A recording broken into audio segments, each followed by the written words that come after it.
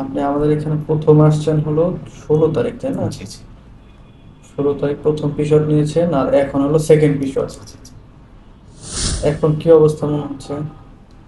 মোটামুটি অনেকটা improve. Improvement মনে হচ্ছে? জি, জি। মানে আগে তো যেমন শক্ত হইতো না, তাই না? এখন এখন শক্ত হয়? জি, জি, জি।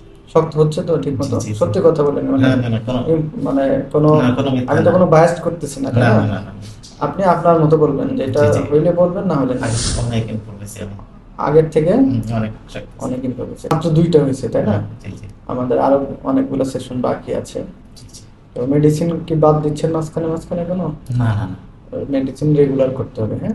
সেম ওষুধই। আর খাবার দাবারের মধ্যে বিশেষ করে বাদাম জাতীয় খাবার, বাদাম, মাশরুম, ডিম, কলা, দুধ, এই হুম। 5টা খাবার হলে সবসময়, মানে সবসময় খেতে হবে এরকম না, কিন্তু খাবার ডায়েটের মধ্যে এটা রাখতে হবে।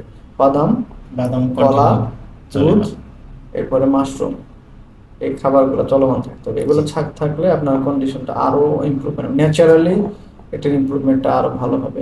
ব্লাডের কোয়ালিটি তত ভালো হবে, পিশটের কোয়ালিটি তত ভালো হবে, তাই না? জি, জি।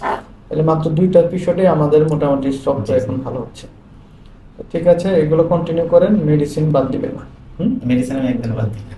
ওকে, ভালো থাকেন, হ্যাঁ। আচ্ছা, ঠিক আছে।